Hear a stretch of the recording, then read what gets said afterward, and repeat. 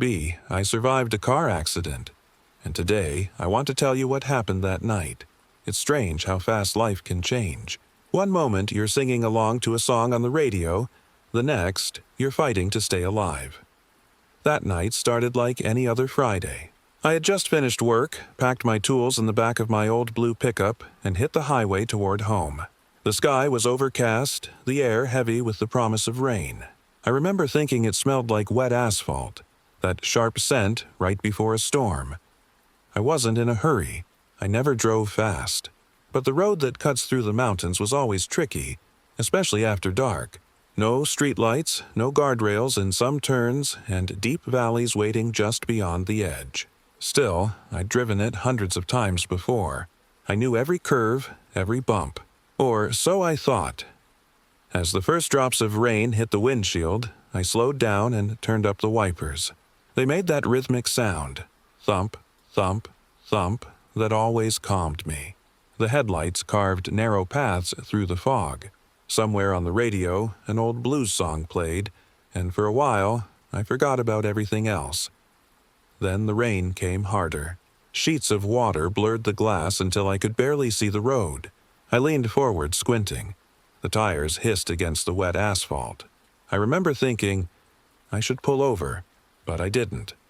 I was only 20 minutes from home. I took the next curve, and that's when it happened. Out of nowhere, headlights, too close, too fast, coming straight at me. A truck had drifted into my lane.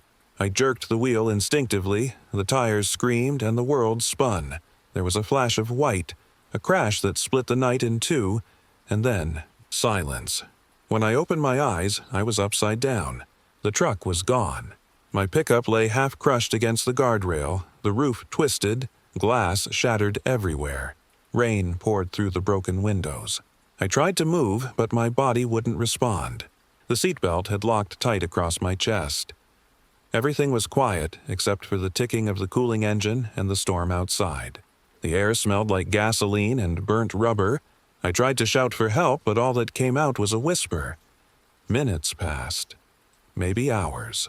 The pain started to creep in, sharp, spreading. My hands were shaking uncontrollably. I could feel something warm running down the side of my face, but I forced myself not to look. I had to stay calm. I had to think. I reached for my phone. It wasn't in my pocket. The glow from the dashboard flickered weakly before dying completely. No signal, no light, no sound but the storm. For a while I just listened. To the rain, to my own heartbeat. I could hear water running somewhere below the road. That's when I realized where I was. The curve above the old ravine. My truck was hanging halfway off the edge. Every time the wind blew, the metal groaned. I froze. One wrong move and the whole thing could slide down. I tried to stay still, to breathe shallowly. My legs were pinned by the dashboard, but I managed to loosen the seatbelt just enough to take some pressure off my chest. I started talking to myself, quietly, like a prayer. Stay awake. Don't move. Someone will come. But no one did. The rain kept falling, harder, relentless. The fog had swallowed the road. I could barely see more than a few meters ahead. Once I saw lights, or thought I did, but they vanished almost immediately. Time lost meaning. My thoughts drifted between fear and fragments of memory. My father teaching me to drive on this same road. My mother waiting at the window when I came home late. I wondered if I'd ever see her again. Then the truck shifted. Just slightly, but enough to make my stomach drop. I felt gravity pulling me forward. The front tires were losing grip. I held my breath waiting for the inevitable. But it didn't fall. Not yet. I knew I couldn't stay like this. I had to get out. The passenger side was crushed, but the window behind me was shattered. If I could just twist free, maybe I could crawl out through the back. It took everything I had to move an inch. My muscles screamed.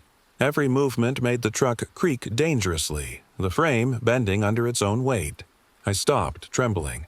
I couldn't tell if the sound outside was thunder or the ground shifting below me. I looked down at the dashboard clock. 2:17 a.m. The crash must have happened hours ago. No one was coming. The road was too remote. That's when I heard it. Faint, distant, A voice. Hello? Can anyone hear me? For a second, I thought I imagined it. Then again, louder this time. A man's voice. I tried to shout back, but my voice cracked. Here, down here. A beam of light cut through the rain, a flashlight moving along the road. I see you, hold on. Hope surged through me so fast it hurt. The man climbed down carefully toward the wreck. Don't move, he shouted. Your truck's not stable. I nodded, though I don't think he could see me. He was just a local driver, heading home late like me. He must have seen the skid marks on the road. He said he'd call for help, but there was no signal either. He promised to try from the next hill.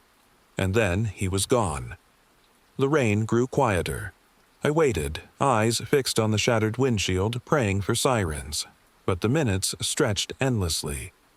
When the first rumble came, I thought it was thunder again, until I realized the ground itself was moving. The road above gave a long, low groan. The last thing I heard before the truck finally shifted was the sound of metal tearing. And then I was falling. When the truck started falling, I didn't have time to think, only to react. The world spun, metal screamed, and gravity tore everything apart.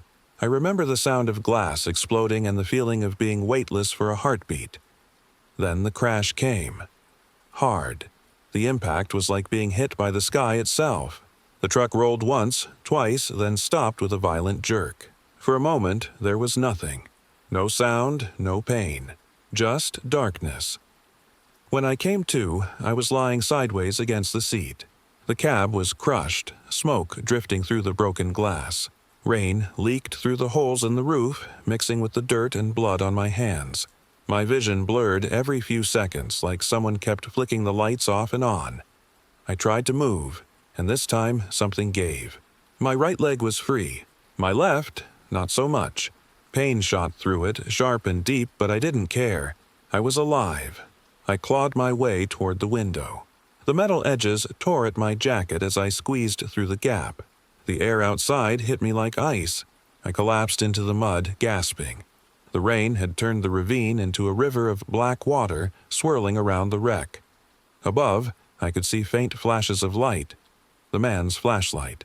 He was back. Hey, he shouted. You're alive! His voice sounded miles away. I tried to stand, but my leg buckled. I fell again, crawling through the mud toward a cluster of rocks. The rain hammered down, mixing with the smell of gasoline. Don't move, the man called. I'm coming down. He slid down the slope, clutching a rope tied to a fence post above. His face was pale in the flashlight beam. You're lucky it didn't catch fire, he said, breathless. We need to get you out before it does.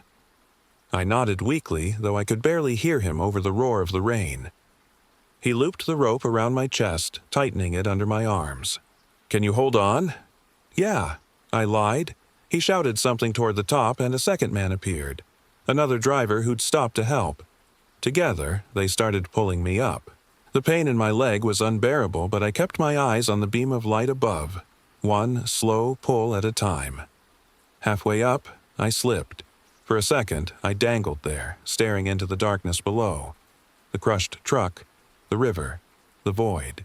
Then the rope tightened again, and I was moving upward. When we reached the road, I collapsed on the asphalt, coughing up water and mud.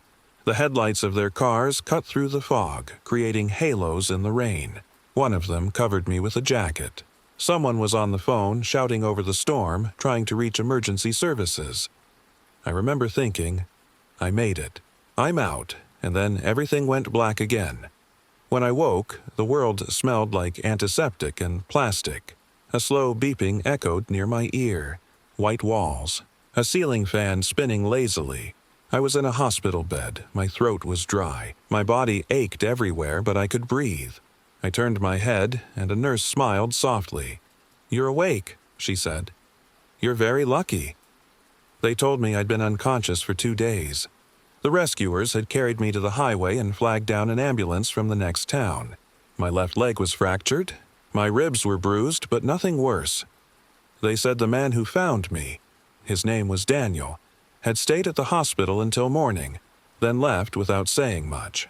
I never even got to thank him. The doctor came in later and showed me photos of the crash site. My truck was unrecognizable, a pile of twisted steel at the bottom of the ravine. "No one should have survived that," he said quietly. I didn't answer. I couldn't. My mind was still back there, hanging upside down, listening to the rain, waiting for help that almost didn't come. Weeks passed before I could walk again. The nights were the worst. I'd wake up sweating, hearing the sound of metal tearing, feeling that weightless fall in my stomach. My therapist called it survivor's echo, when your body remembers the fear even after your mind tries to forget. Sometimes I'd drive back toward the mountains, parking near the rebuilt guardrail. The forest had started to grow back, green, pushing through the ashes. The curve looked harmless in daylight, peaceful even. But when the wind blew through the valley, I swore I could still hear the echo of that night. The crash, the rain, the silence that followed. One evening, months later, I stopped at a gas station near that same road. As I paid for my coffee, the man behind the counter looked familiar. He had the same tired eyes, the same scar on his chin I'd noticed in the flashlight beam. "Daniel?" I said. He turned slowly, and when he saw me, his eyes widened in disbelief. "You're the guy from the ravine," he said, half smiling. We talked for a while, awkward at first, then easier. I told him I'd been looking for him, that I owed him my life. He shook his head. "You don't owe me anything," he said. "You just keep driving safe, okay?" As I left, he called out, "That road's still dangerous. Promise me you won't take it alone anymore." I smiled weakly. Promise. That night, driving home, I kept the window cracked, feeling the wind against my face. The world felt different, sharper, more fragile. Every sound, every light, every breath mattered. The mountains were quiet again, but I knew better than to trust their silence. Sometimes survival doesn't feel like victory. It feels like a question you keep asking yourself long after the danger is gone. I still take that road sometimes. Never at night, never in the rain. I drive slower now. I keep both hands on the wheel. And every time I pass the spot where the guardrail bends just slightly outward, I whisper, "Thank you," because I remember that night, and I remember what it took to still be here to tell it.